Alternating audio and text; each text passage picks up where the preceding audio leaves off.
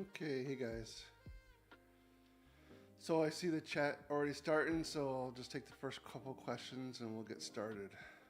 Just let me know if this sounds okay, if there's any issues there. First question is MAP and right atrial pressure.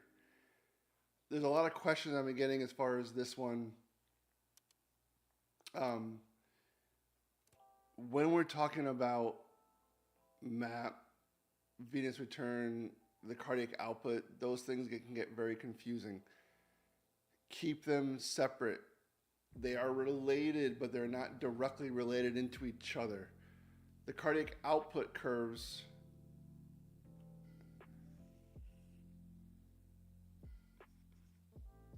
and then on the bottom is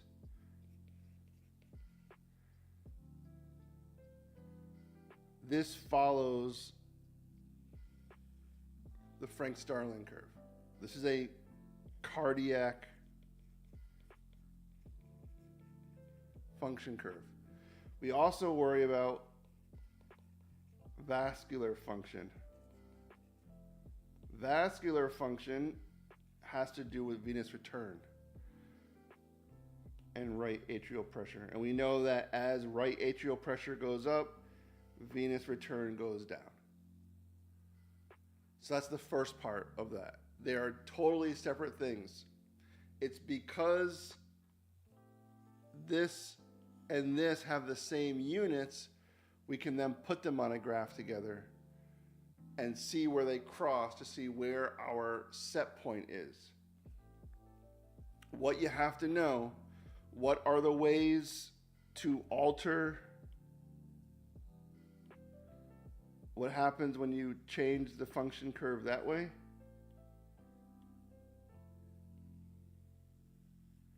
And what happens when you change it that way?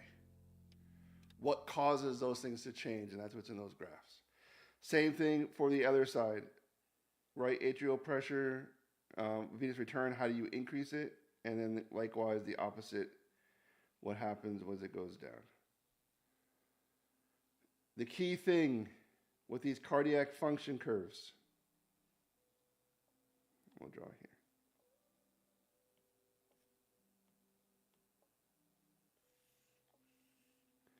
If we put on the the y-axis,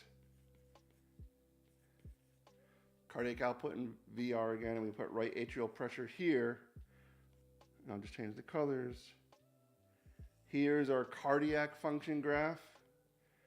Here's our vascular function graph. Wherever they cross, just say it's 5. That's usually what 5 liters per minute is our normal cardiac output. That is where we're going to be.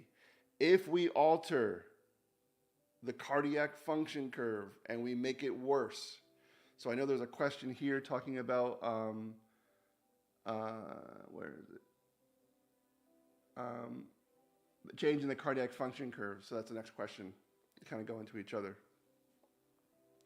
Let's say I want to change the cardiac function curve, and let's say the patient had a heart attack and their cardiac function is getting worse. So what does that mean? They can't output blood very, very well. So we're just going to change the cardiac function. So we've moved the line over, but we know that whatever leaves the heart has to come back to the heart. So in this case, the vascular function curve will come back down, and we will have a new set point at a lower cardiac output. That's all you have to know about cardiac vascular function curves. The important thing is to know when we talk about right atrial pressure, we use it as a marker of central venous pressure. So we know what's going on the venous side of the blood, of the cardiovascular system. If right atrial pressure is too low, like where we're dehydrated, we want to increase that again. The way we do it, you give fluids to give them more fluid to improve venous return. When it gets low, like in a hypovolemic state. So just understand, how do we change these curves? So that most of those graphs just talk about how we alter the function. So hopefully that answered the question regarding that. Let me just change something here.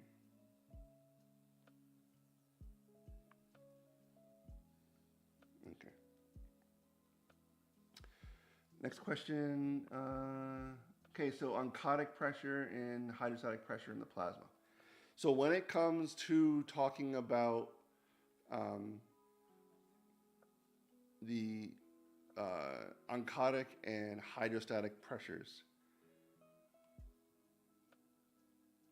let me just blow this up a little bit.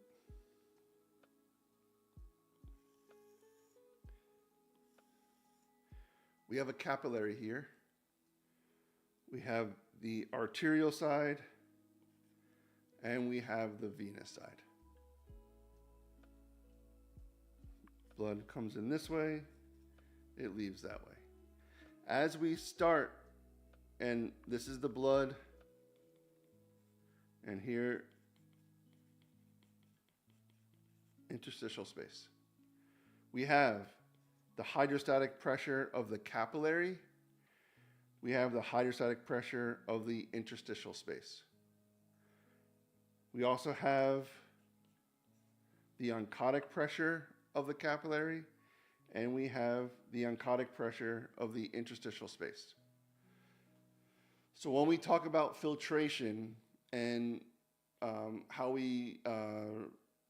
fluid moves out of our capillaries into the interstitial space, but we get sucked right back in, allows movement of waste products and so forth, we want to know what's going on. The hydrostatic pressure in the capillary starts off around 35. On the arterial end, when you get to the venous end, it drops. The reason why it drops is because you are filtering fluid. So if you're pushing fluid out of the capillary, you are losing blood volume. If you're losing blood volume, the pressure goes down. So hydrostatic pressure in the arterial end around 35. The hydrostatic pressure on the venous end is around 15. The interstitial hydrostatic pressure of the interstitial space should be 0. Oncotic pressure should be 0, and oncotic pressure is around 15 on that end. So remember, P, the hydrostatic pressure, is the push. The oncotic pressure is developed by proteins, and that's the suck. It's going to pull it back in. So when you do this equation, you look at factors that favor filtration. So what favors filtration? Well, we have hydrostatic pressure of the capillary favors filtration.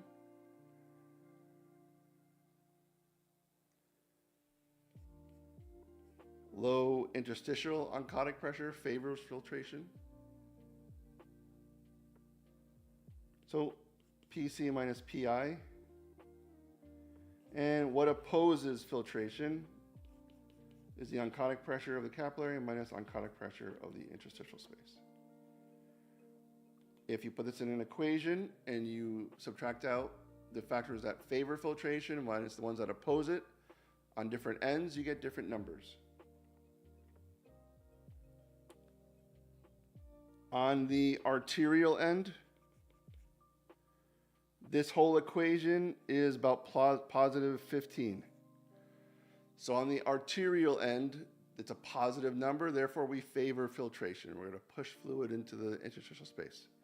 As we move along to the venual side, this number becomes negative because the oncotic pressure wins out now. So we push fluid in on the arterial end. On the venous end, we pull it back in. The important thing, when you set all this up, the reason why it works is because of this. The interstitial space should have zero protein. With zero protein, it provides a great gradient from the capillary to the interstitial space. When protein starts building up here, that gradient becomes slower or more narrower, less force for the oncotic pressure. It becomes very weak, and it causes edema to form by not having that oncotic pressure. Next question, pulmonary, lecture 35.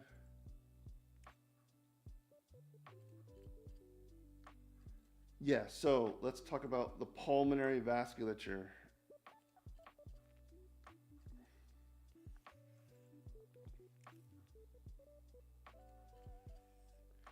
So the graph was like this.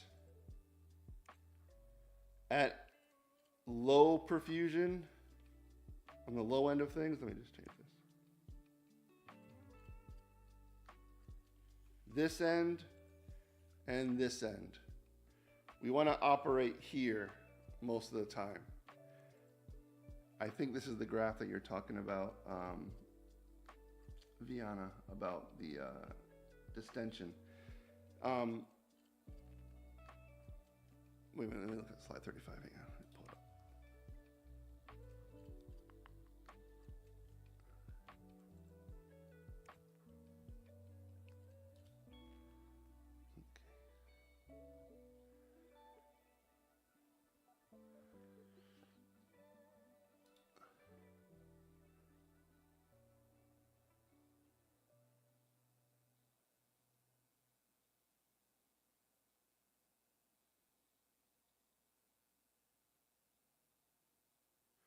Okay, so what we're saying here is that as we increase the blood flow to the pulmonary system, we recruit more capillaries. As you recruit more capillaries open up as you go up the lungs, and more parts of the lungs are getting perfused now. When that happens, you have more vessels open up. That's why pulmonary vascular resistance is going to drop over time due to that.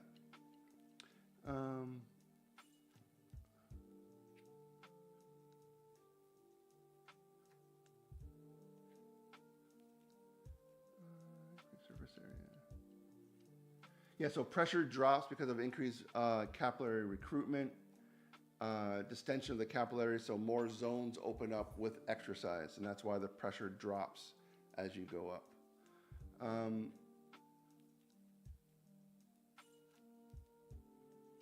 So on the exam, you may have, it may say TPR, SVR. I don't think there's any other real major abbreviations. There's no pictures on it, so it's all just word. There's no pictures on the exam. The sound is a little quiet. Okay. What else?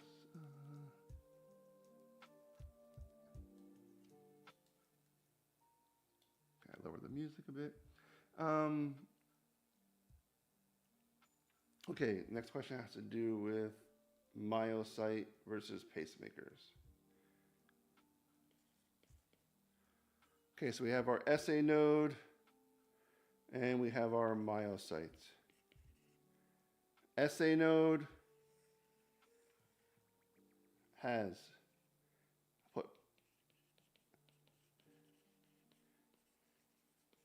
fast depolarization rate. They're going to depolarize faster than all the other cells in the heart. And because they depolarize at a faster rate than all the cells in the heart, they are the pacemaker cells, and that's why they're the autorhythmic cells. They have a fast depolarization rate, but they have a slow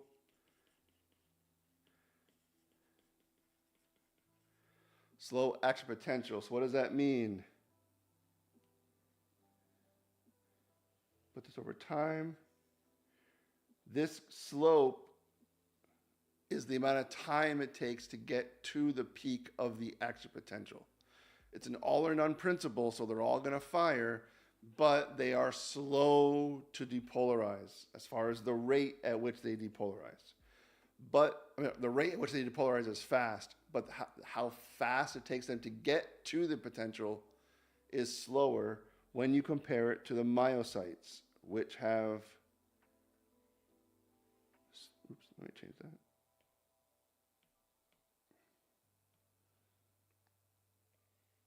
Straight up,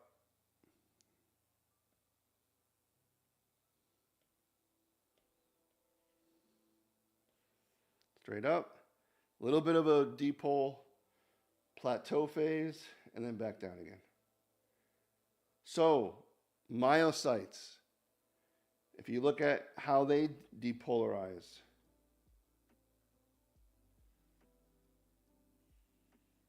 look how fast that is. That is a fast depolarization.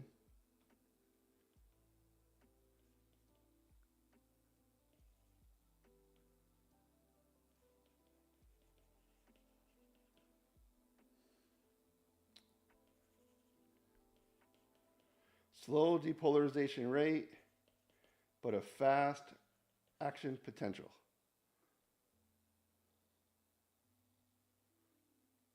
So that's between the SA node and the myocyte cells. SA node, fast depolarization rate, slow way to get to action potential. Myocytes, slow depolarization rate, but a fast action potential. They get there very, very fast. Why is this important in the SA node of these autorhythmic cells? It's to allow for ventricular filling. If this was the way that the entire heart would contract and get excited, we would not have any time for any ventricular filling. So that's where that becomes very important.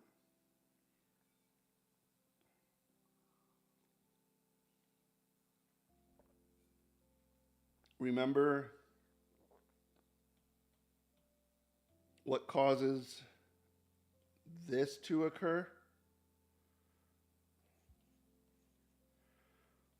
The calcium induced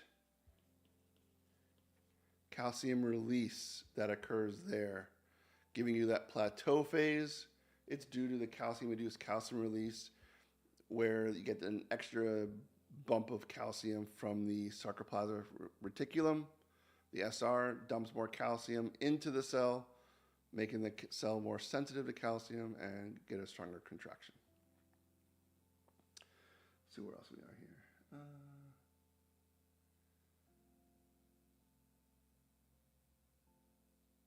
Okay, aortic and carotid bodies. Let me pull up the picture here.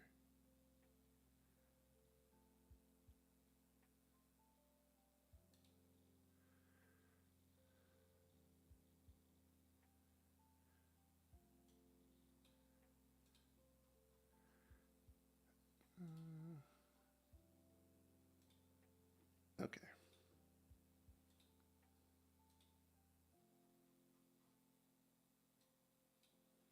Now I can see it, so I blew it up. Okay.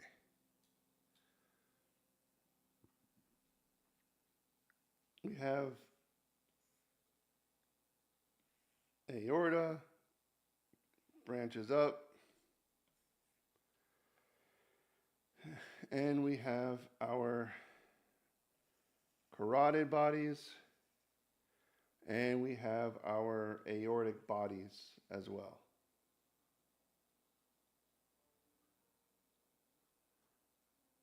Okay, carotid body,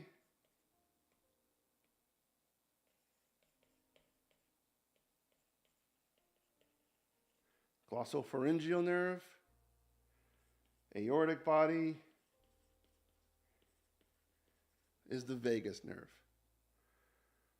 Okay, these are both baroreceptors, so they are looking at pressures. So those are the important things to know about those two nerves as regards to cardiac. Now, with regards to the pulmonary system, and let me pull up that picture. They also tell us some other information as well.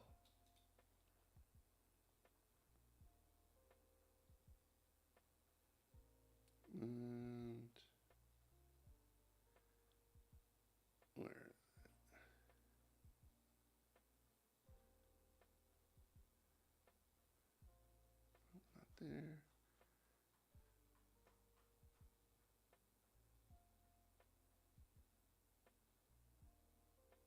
Here we are. Okay.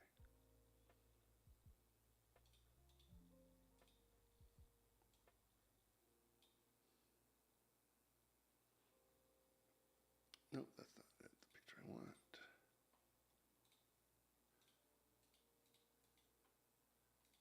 Oh. So they also provide chemoreceptors as well. So don't forget, while they also do baro pressures, they also provide chemoreceptors as well. And I'm looking for the right picture. Where is it?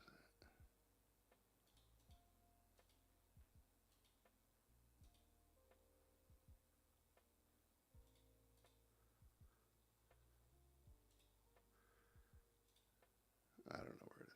Can't find it. But make sure you understand for chemo, it's oxygen, CO2, and the hydrogen. So it knows the pH as well. So the peripheral chemoreceptors, okay, aortic body, carotid, are going to tell you O2, CO2, and hydrogen. The central chemoreceptors are only going to be sensitive to carbon dioxide and hydrogen. So those are the only two things that those are going to be dealing with.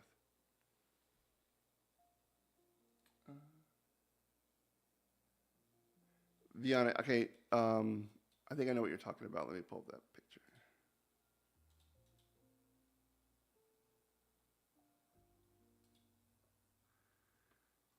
Okay, this is the one, Viana, that you're talking about.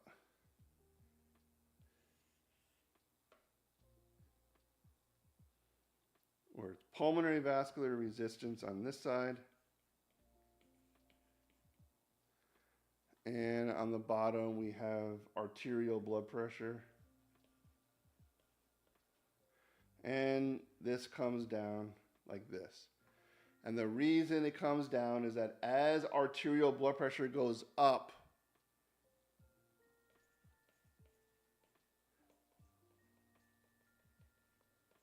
increased perfusion of the extra zones that we haven't used before. So why would arterial blood pressure go up? Think about what are the reasons that it would rise.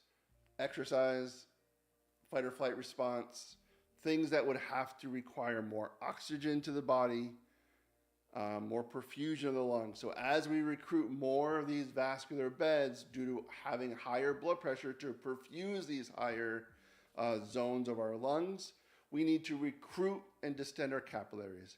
As all this happens, our vascular resistance drops because we have so many capillaries now, and it just drops our pressure in the vascular system, making it easier for blood to flow through the system. We want blood to flow easy through our vascular system in the pulmonary so that we can oxygenate the blood very easily to go to our muscles for breathing later on. So Viana, I hope that cleared that question up for you. So Alexa's graph questions will be asked without photos of the graph. What do I mean by that? I'm just like, if you could understand this graph, if I say, as we exercise and our blood pressure goes up, we're going to perfuse more parts of our lungs. What's going to happen to the pulmonary vascular resistance when this happens? It's going to drop. Why? Because we've increased our recruitment of our capillaries, more capillary beds opened up, more surface area. We can absorb that pressure and diffuse it out amongst all the capillaries, and pressure drops. So like the Wiggers diagram, I'm not going to say in the Wiggers diagram at point C, what is this referring to? I'm going to say what electrical event happens right before a T wave, and by you understanding how that Wiggers diagram works, where that T wave is, what goes up, what am I looking at, what electrical or what contraction is going to be happening, or lack of contraction, I guess you could say, or what mechanical event is going to happen. But you have to understand the Wiggers diagram, how it all lines up. So I'm not going to ask you for specific points on those things, but you have to understand how the graph works so that you can answer questions based off of those graphs. So I hope that answers that question for you.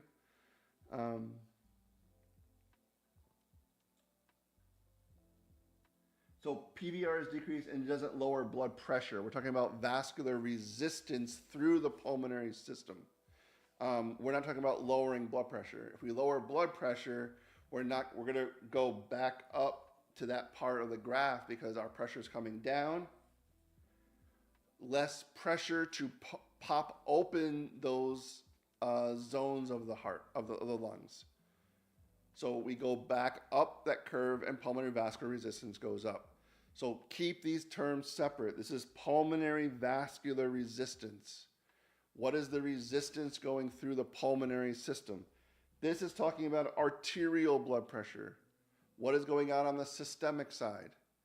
So as we go up with arterial blood pressure, pressure goes up, we're able to distend more capillaries.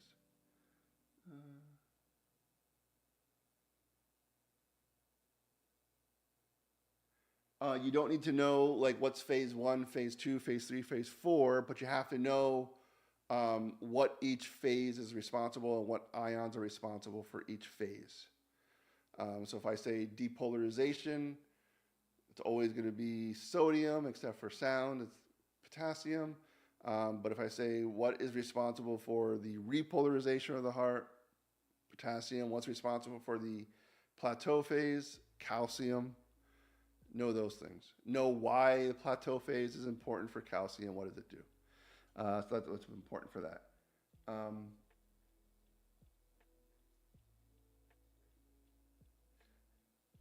As far as the right shift, left shift type questions, yes, as far as, but think about it. If I say, what would cause a, so here's our Frank Starling contractility curve. If I were to say, what would cause this curve to shift down and to the right? So what are we doing here? Weakening our contractility. What will do that? Myocardial infarction. You weaken part of the heart muscle. You have less muscle to squeeze. It's going to get worse. That's going to cause that. What's going to cause this to go up? Let me change this. So what's going to have it go up? For example, catecholamines. What's going to do that? Also, make sure you understand for afterload, preload, contractility, what affects those three parameters as well.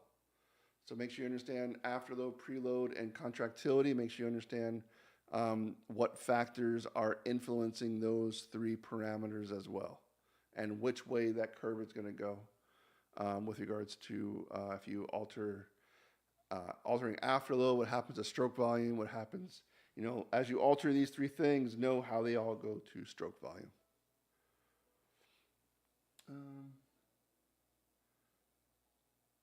No formulas. So I go over like Ohm's law and those things just to show you proof of concept, like proof of function and how it works. But I'm not going to ask you any questions about Ohm's law or any of those things.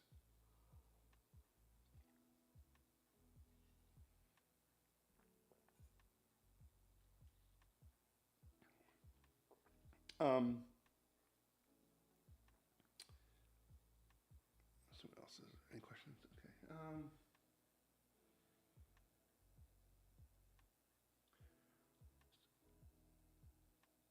So I'm not sure of your question, Viana, but both autorhythmic cells and the myelocyte cells, they all have refractory periods. Refractory periods are safety mechanisms.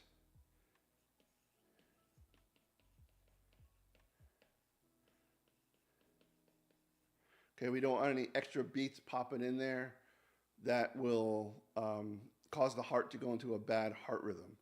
So the refractory periods are for safety. remember the absolute, nothing will ever happen. Why? Because the sodium inactivation gate hasn't reset yet. So once those reset, then a potential could happen. The relative refractory period maybe could happen if there's a strong enough stimulus that happens at the perfect moment, can cause an abnormal heart rhythm that we'll get to a lot more in cardiovascular in the pathophysiology in the fall. What causes tachycardic rhythms to occur?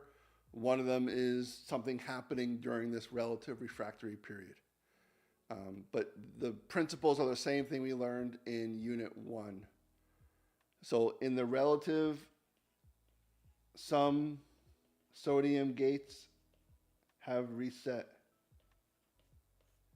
And so since some of them have reset, now if a strong enough stimulus comes along, it will cause an action potential to occur.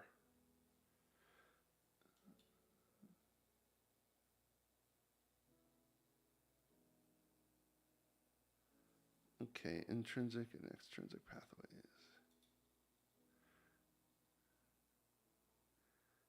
And someone asked,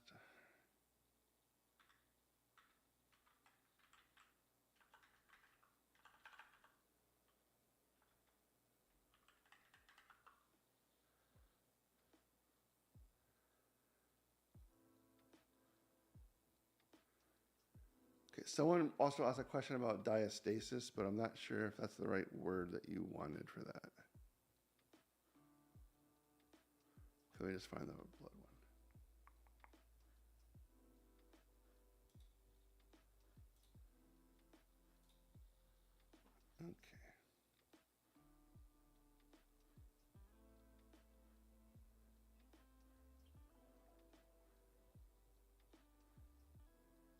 Okay, here we are. Okay. Intrinsic pathway. Okay, any negatively charged surface that it comes in contact with will start the intrinsic pathway.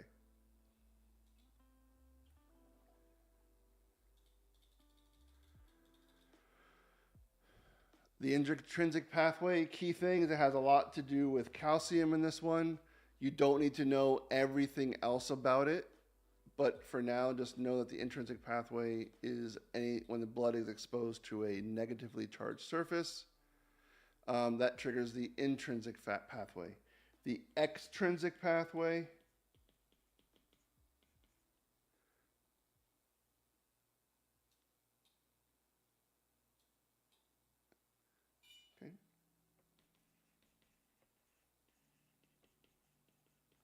blood contact cells outside.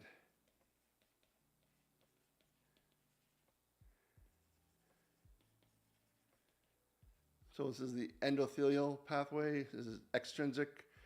Okay, non-tissues, other things outside the blood that it shouldn't touch. Both pathways are going to end at activating factor X.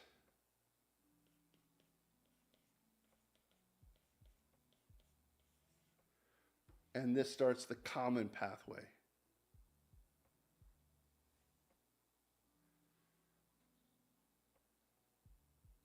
Okay. The extrinsic pathway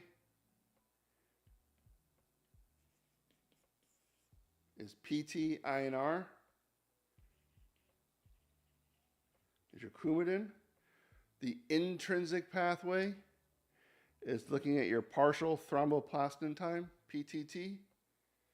And this is indicative for heparin, as far as what you need to know for that. And then the last thing that we talked about with, that we're not talking about here as far as the last bit, is bleeding time.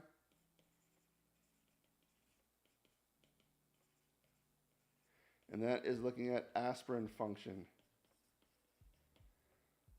Okay, so that's aspirin function is bleeding time.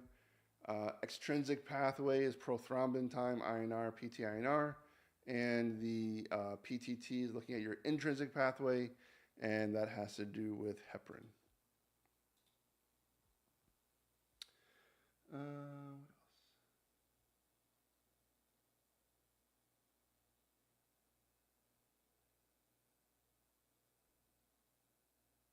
Okay, so the Wiggers diagram doesn't really show the thresholds, the relative refractory periods.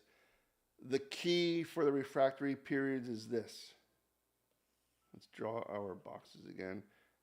We have millivolts and we have time on the x-axis. And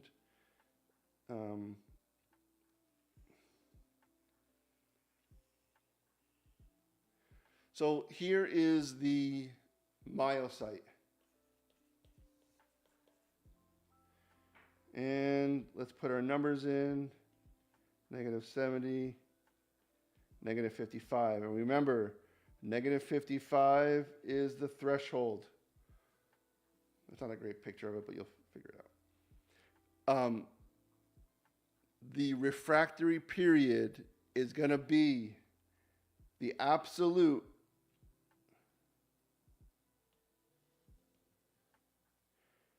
starts when we cross threshold, and it doesn't end until we go below threshold. That's when we start, or that's when the absolute refractory period goes from threshold to threshold. When we go below threshold, in that area, now we're below threshold. Now we are in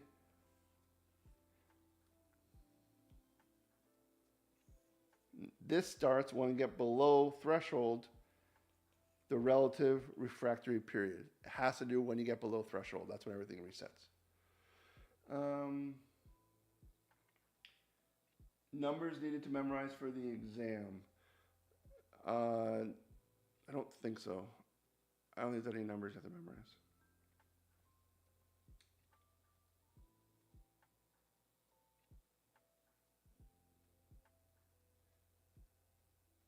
Where the ventricular volumes plateau. The volumes plateau in two spots. So let's do our pressure volume curve.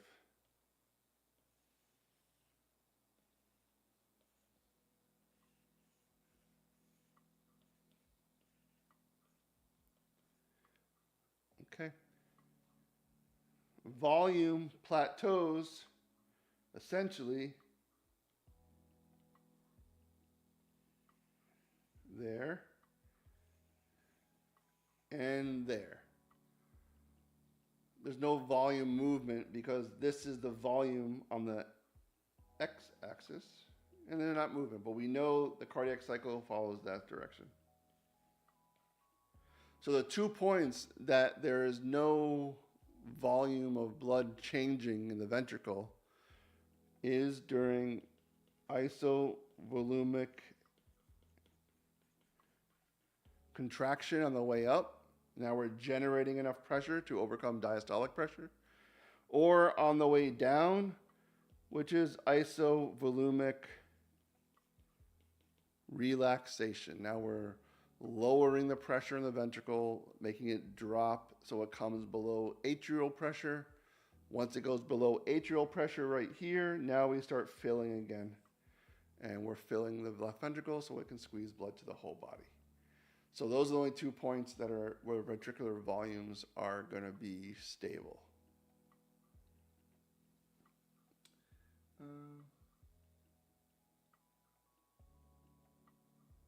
Okay, so platelet plug formation. What do I want you to know as far as a platelet tag?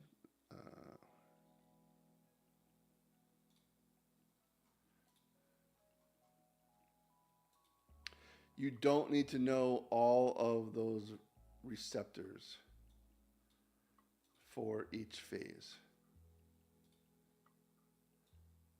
Just know the phases. So 1 is adhesion. Okay, basically, they start sticking to each other. Then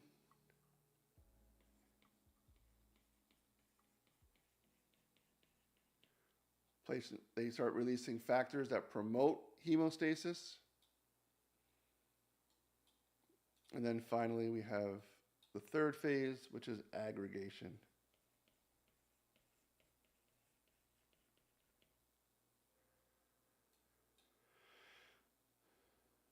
Okay, and that's that final phase of the plug. So you don't need to know all the different calcium, integralin, von Willebrand factors, and all those different things. Okay, so 49. Let me look at 49.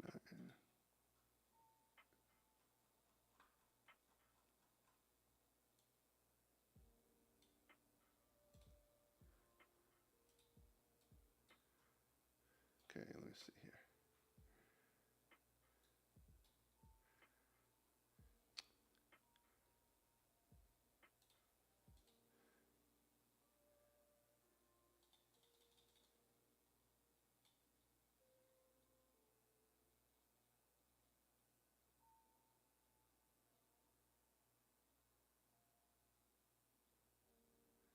Okay, so, okay, the diastasis, you don't need to know per se. It's just saying that once we get to a certain point, we can't hold on to any more blood. So if we go back to our pressure volume curve, what we're saying is, I'll just draw a new one. What we're saying in this one is compliance is the ability to hold on to a expanding volume,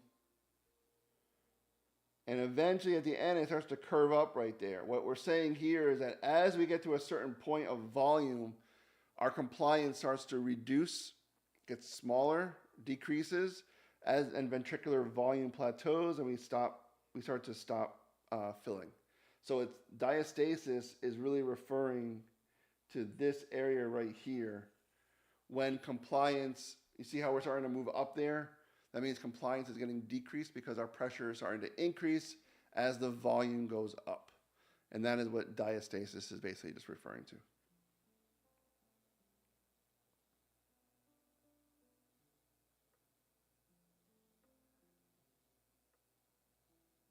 Yeah, so the diastasis is just saying that as our ventricle fills with blood, we have great compliance. We can keep filling, keep filling, keep filling. This is volume increasing, but pressure is not changing very much. We get to the very end here, compliance reduces, and that pressure starts to build up a little bit, and the volume doesn't change much. And then we go right into isovolumic contraction. Okay, next question. Okay, so this, talk about volume of blood, air, and changes in resistance. So this is the other graph that I drew. Okay.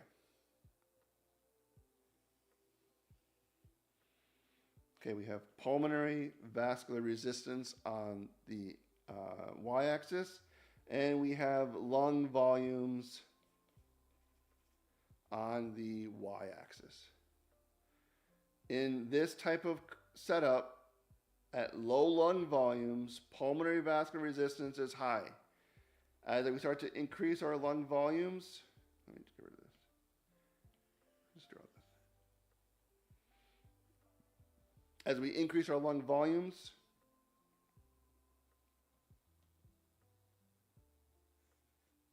pressure comes down. Why? As we're increasing our lung volume, we're getting more air, more capillaries. So, what is going on at this level? At this area, why is our pulmonary vascular resistance high? Because at low lung volumes, we are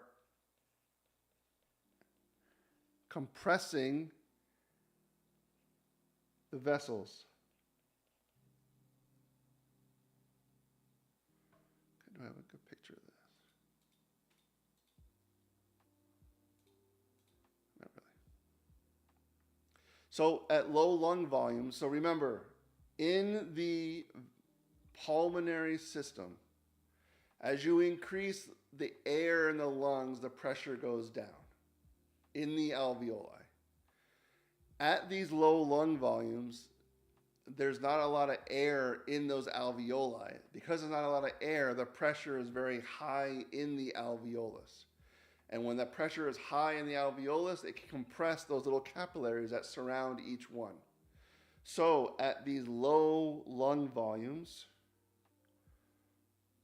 there's very, very high pressure in the alveoli because there's not a lot of air in those lungs. It compresses the air, the vessels. Conversely, at very high lung volumes, we get this massive rise in pulmonary vascular resistance as well. Why with these high lung volumes? Now our alveoli are being stretched big. But remember, around each alveolus are capillaries. If this is the size of the alveolus, and we have vessels that run side by it, they're okay. As this alveolus gets big now, because we're breathing in a lot of air, these vessels get pulled tight. And when they get pulled tight, they stretch. And when they stretch, what happens to the radius of those capillaries? The radius decreases. Radius is up on that one. Because the radius decreases, what happens to the vascular resistance when you compress and you reduce the vessel size? Resistance goes up. And that explains why you have that rise on the other side with high lung volumes. Low lung volumes, we compress the vessels, the capillaries. At high lung volumes, they're just stretched. Both sides are reduced radius, increasing the vascular pressure. So I hope that answers that question. Okay.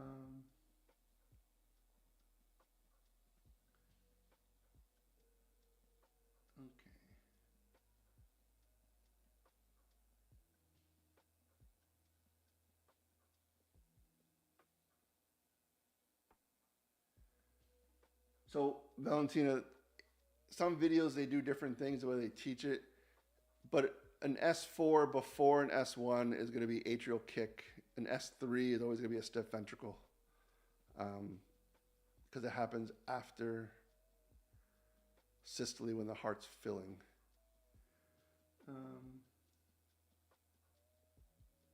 The compensation, no, because we're going to deal with that tomorrow when we start renal.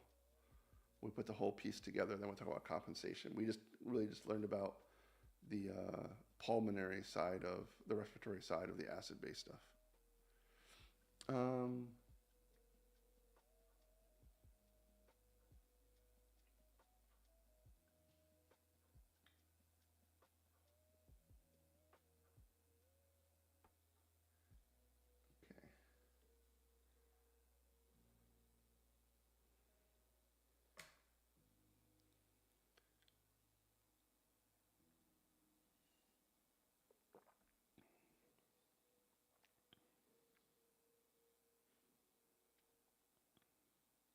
I think I'm caught up on questions now. Let me just scroll up and make sure.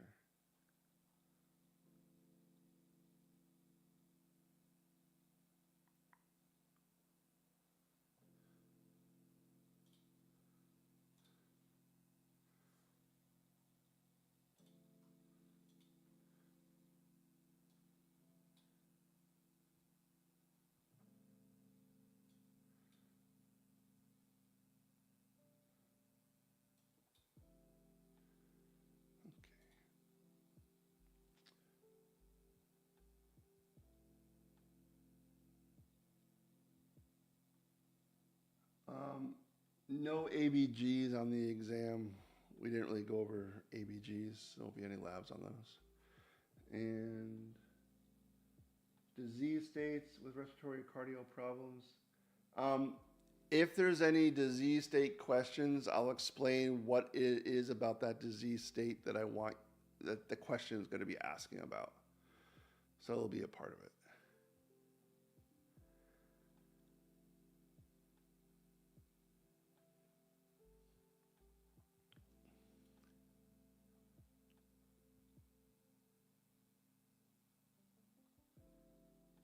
I'll be right back. Hang on one second.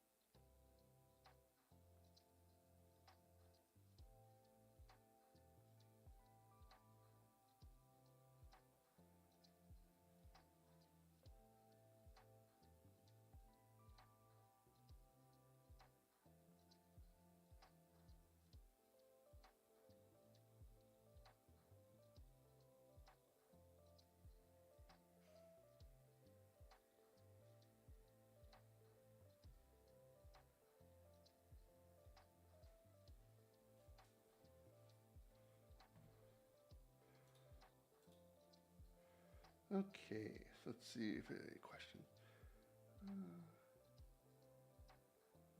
You don't need to remember the names of all the different laws.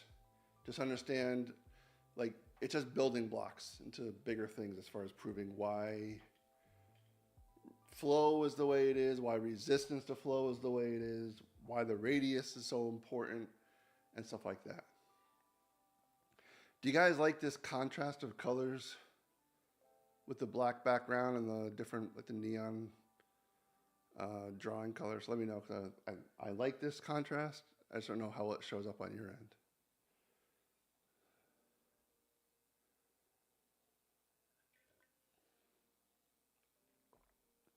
As far as last minute study advice, just like I said for the first exam,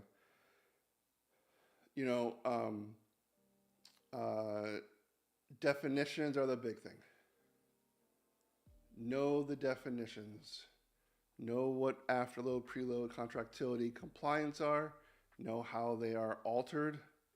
Understand electrical activity, the contractility of the heart.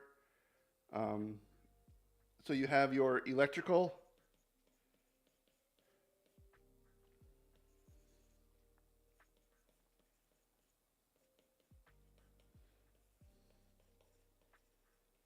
And your mechanical. So your electrical is all your EKG. Know your autorhythmic cell versus the myocyte. On the mechanical end, it's just the cardiac cycle.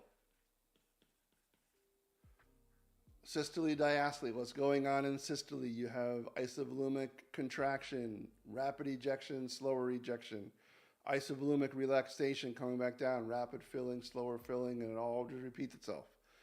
Knowing that cardiac cycle is important, knowing the order, know the electrical part, know how the electrical feeds into the mechanical part. So how are they related? So that's the excitation, contraction, coupling.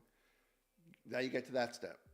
And remember, this whole thing just repeats itself every single second, every single heartbeat. Electrical, mechanical, electrical, mechanical. Keep it all going, just understand them both.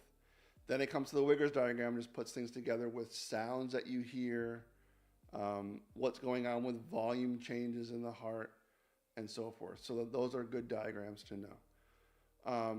Understand the hydrostatic versus oncotic pressure. What is the hydrostatic pressure? What is oncotic pressure? What is the thing that drives both? And stuff like that. So understand hydrostatic pressure is the blood that's in the area. That's what is exerted by that. The oncotic pressure is exerted by the proteins in the blood. So understand those things. Know with vessels, like the different types of vessels that we have, know where the resistance is formed. The arterioles is where the greatest site of resistance is. Know the receptors that are involved. Make sure you understand between norepinephrine and epinephrine because they have different effects when it comes to fight or flight response. Make sure you understand the difference between alphas and betas where it comes to those things. Alphas is vasoconstriction. The betas in the vascular beds are going to be causing vasodilation. And those vascular muscle beds, because they're skeletal muscle, we need oxygen and a lot of blood going to those muscles during exercise. So epinephrine will bump it and will bind to those beta-2 receptors in the periphery and cause vasodilation so you can shunt blood to the skeletal muscle beds. Okay, so the epi versus norepi. They're both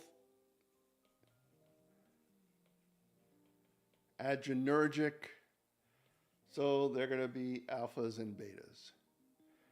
Okay, the two main ones, norepinephrine and epinephrine. Norepinephrine has a high affinity for alphas in the periphery, and that's going to cause vasoconstriction. So we're going to close off areas of the body that we don't need to have blood supply, and basically GI system is the biggest one, the splanchnic one. Epinephrine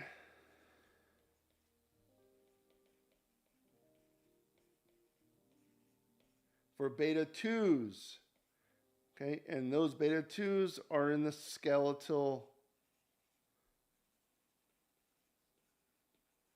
beds, and this is going to cause vasodilation. Now, we are just talking about the vasculature here. We know that epinephrine, norepinephrine, the catecholamines, when they get into the blood, they're going to go to the heart and they're going to attack the beta receptors in the heart. The beta 1s are going to cause increased contractility of the heart, so the heart's going to squeeze harder. It's also going to increase the rate at which the heart beats. So you have a fast heart rate and a more vigorous contraction. What's that going to do? Increase cardiac output. That's the other key thing. Remember, with the cardiovascular system, the main homeostatic variable is going to be cardiac output. That is the goal. And cardiac output equals heart rate times stroke volume. All we learned how to do, how to alter heart rate. Parasympathetic, sympathetic system. Those two things is how you alter your heart rate. How do we alter stroke volume? Preload, afterload, contractility. All we learned is how we alter these things to maintain cardiac output. And that's the key thing there with the cardiovascular system. Pulmonary system is the oxygen content of the blood. So I hope that answers with the norepinephrine versus epinephrine. And the type of lung capacity is, yes, make sure you understand this graph. Make sure you understand tidal volume, all your inspiratory reserves, your expiratory reserves, and your total lung capacity. And then obviously, let me just redraw this so I can have the right. And then we know we have this last little bit here at the end for residual volume. So make sure you know tidal volume, inspiratory volume or reserve volume, tidal volume, expiratory reserve volume. Then you have your vital capacity, which is your TLC plus RV, and your total lung capacity. Vital capacity is your inspiratory capacity plus, no, it's not that. Tidal volume plus inspiratory reserve volume plus expiratory reserve volume is your vital capacity. How much air can we get in and out of our lungs for ventilation? Then we have our total lung capacity, which is the vital capacity plus residual volume. That's the total amount of air we can get in and out of our lungs. Obviously, we don't deal with residual volume, but make sure you understand tidal volume, inspiratory reserve volume, expiratory reserve volume, and the different combos. So you got to know those.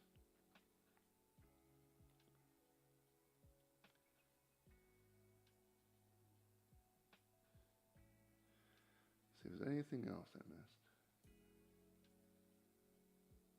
I can't see, so I have to get way close to the screen here. Okay, I think we're caught up.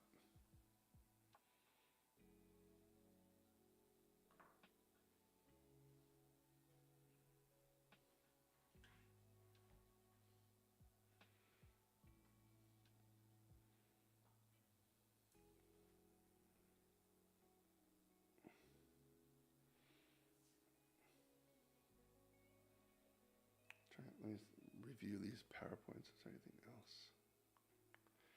So blood, make sure you understand blood types, the ABO system, hemostasis, clotting.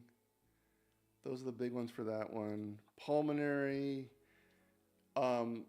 understand like what happens with pulmonary vascular resistance as you increase lung volumes. Understand all the O2 and CO2 delivery. Make sure for CO2 especially, you understand the chloride shifts and where they occur and where the reverse chloride shifts.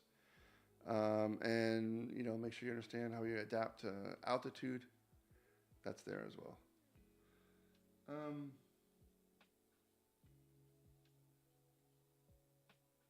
That's correct, Anne.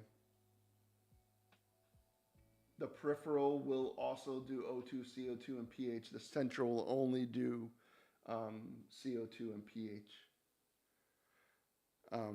Now, remember during times of hypoxia, the low O2 makes those CO2 receptors even more sensitive. Remember, CO2 concentration is the driving force for our breathing. That's why the central receptor is really looking at CO2 and pH. Because if oxygen drops, it's going to make the CO2 receptor, the chemoreceptors, more sensitive. So they'll be able to detect more changes in CO2 and provide a greater respiratory drive so that you can breathe to ventilate, either increase ventilation to blow off that excess CO2 or slow down your respirations to increase your CO2 if if you're blowing too much off.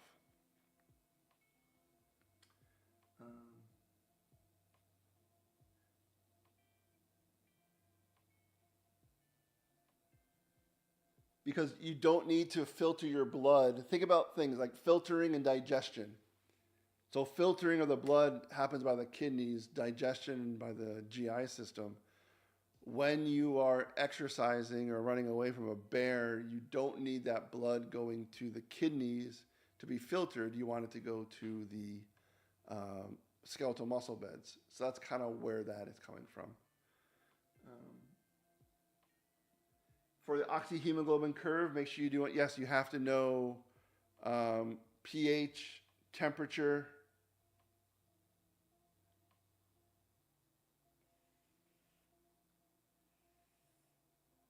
So pH, temperature. Let me see what else we got.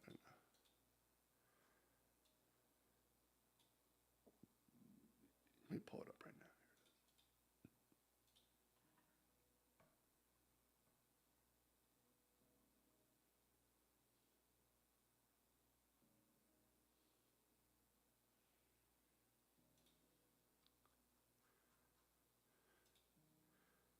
Now, you don't need to know that, yes, this is Bohr's law or anything like that, but you do got to know the changes that happens with regards to pH, temperature.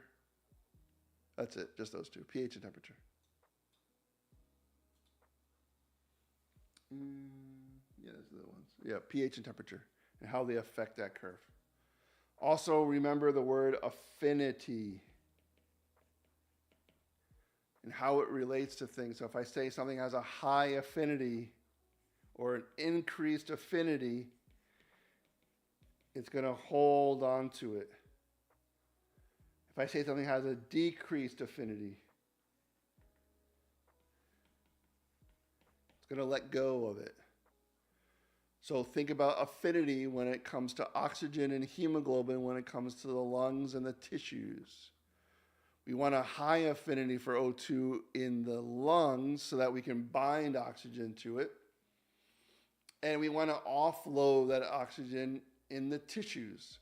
So in the tissues, we need to lower the affinity for oxygen so that they can be released from the hemoglobin and transported and diffused for the muscles, for the whatever needs to be done for the oxygen. So make sure you understand affinity and how that works as well.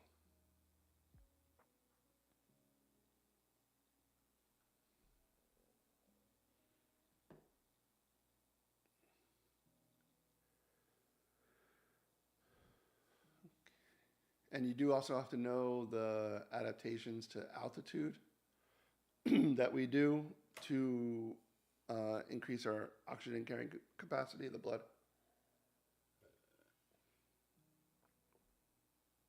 So you have to know what are the immediate effects, what are the effects that happen after a few hours to days, and then the effects that happen after weeks with regards to the EPO and all that stuff.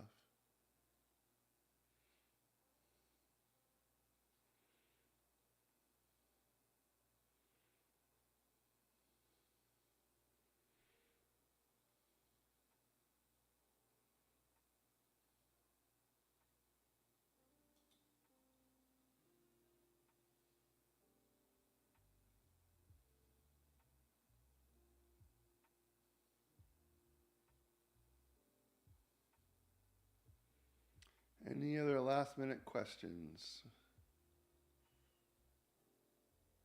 Yeah, already answered all those. Okay.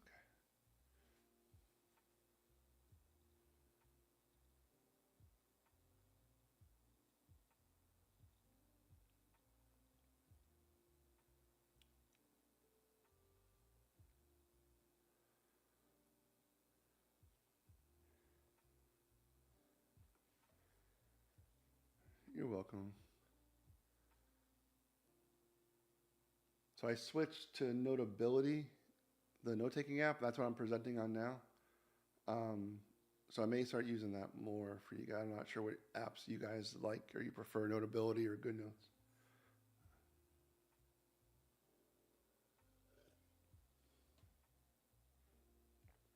This is automatically going to post to YouTube because it's a live video. So it's automatically going to get saved right after we're done here.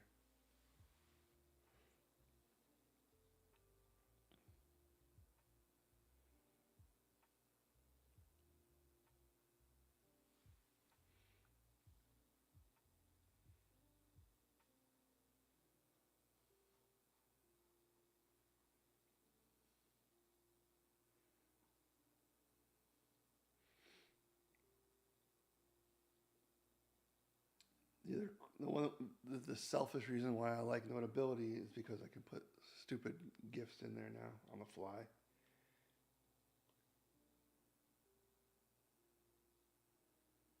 Like,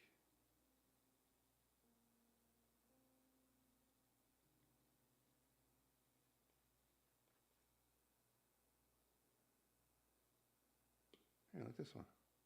I start throwing GIFs in the class now.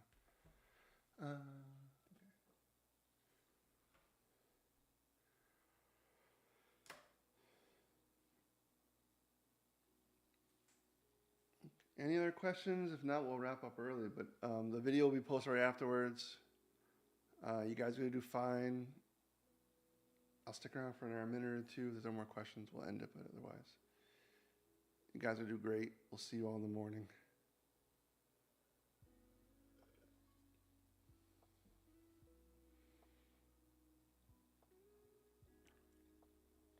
Remember, if you don't do as well as you thought you were going to do on this exam, remember, you get this material much more, repeated a bunch of times. It'll stick in eventually and make life a lot easier when you learn like the medical stuff. You'll get it a lot more.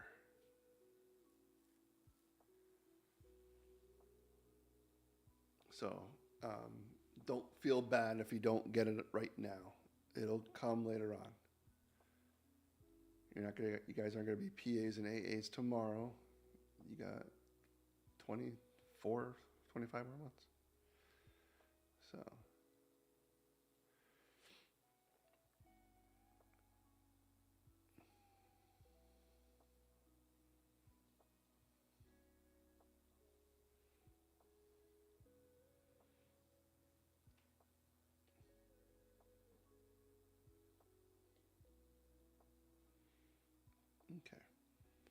Okay, well, no more questions. I haven't seen anything for a while, so thank you all very much for coming in. I will see you all tomorrow morning. Good luck. Get your sleep tonight. You don't do well when you're in a lack of sleep, so have a great night, everyone, and I will see you all tomorrow.